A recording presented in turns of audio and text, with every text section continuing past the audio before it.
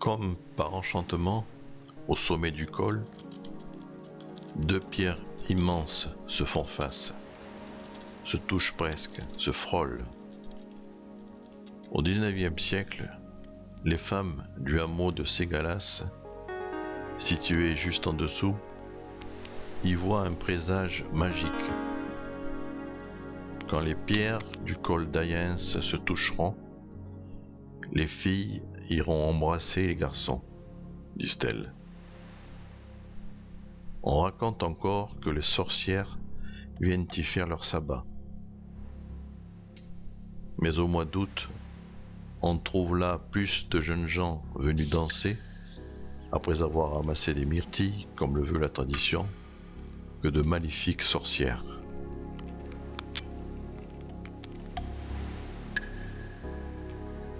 Au XIXe siècle, un observateur avisé de l'Académie des sciences de Toulouse rapporte des faits mystérieux.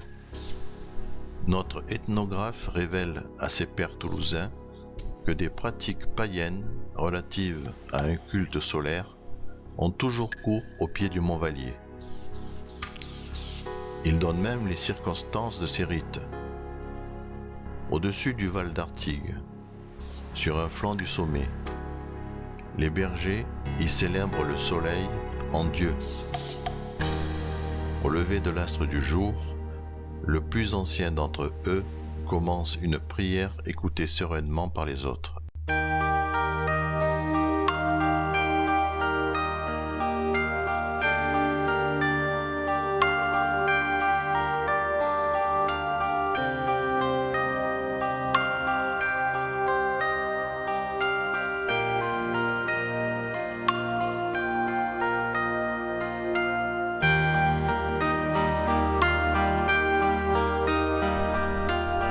Le XIXe siècle a fortement marqué le Haut-Couserans et toute la montagne pyrénéenne.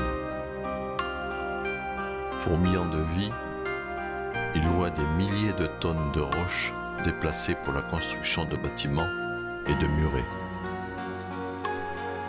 De grands défrichements dénudent presque toute la montagne. L'artisanat est particulièrement riche et diversifié. Mais ce dynamisme se dissipe avec l'hécatombe de la Première Guerre mondiale.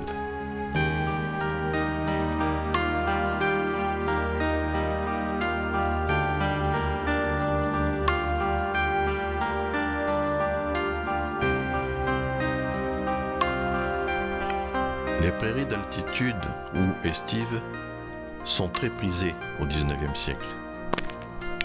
Bien plus riches et abondantes qu'en plaine, elles garantissent aux troupeaux qui paissent là de juin à octobre une vraie cure d'engraissement. À la fin de l'été, de jeunes bêtes ont vu le jour et leurs parents sont largement enrobés. Il n'y a pas de meilleur moment pour les ventes et les échanges. Partout, et notamment à Saint-Giron, point d'échange cardinal entre plaine et montagne, de grandes foires aux bestiaux ont lieu. Comme les marchés, qui à l'époque sont aussi des événements majeurs, Ce sont des lieux de rencontre, de sociabilité, d'échange des produits locaux issus de l'agropastoralisme.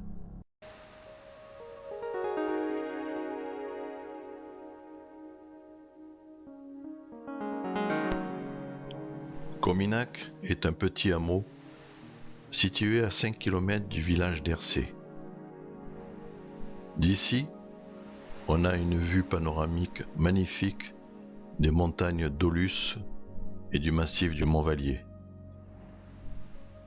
Les habitants de Cominac étaient principalement des éleveurs de bovins. Ici, l'élevage était pratiquement la seule agriculture possible.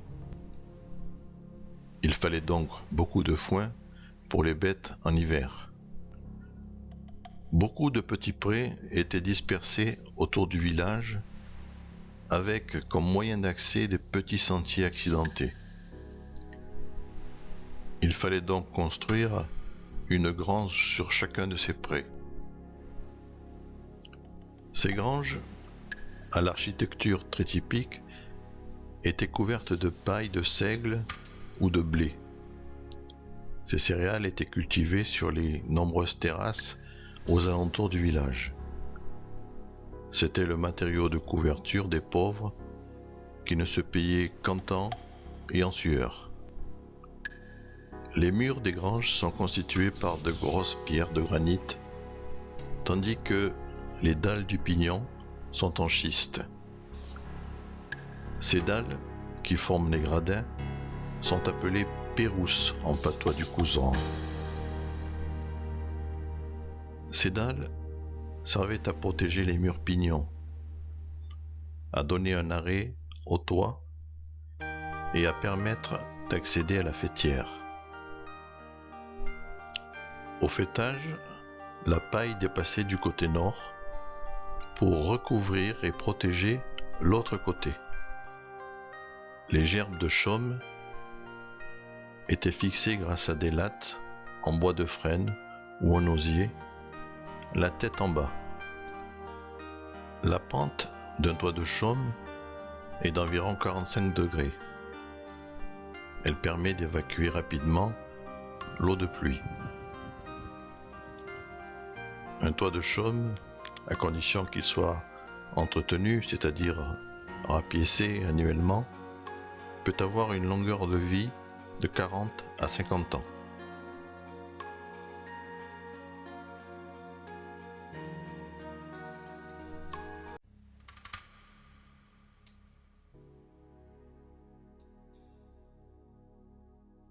Révoltés face à la décision du gouvernement qui met en demeure l'Église de rendre compte de ses richesses en 1906, les catholiques, outrés par cette mesure, se révoltent.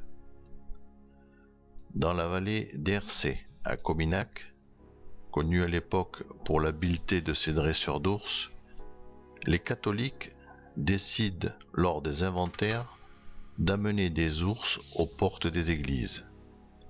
Ils manifestent leur opposition à la décision gouvernementale en se massant au pied de l'église face aux fonctionnaires de la République, tandis que le prêtre procède lui à la lecture de la protestation.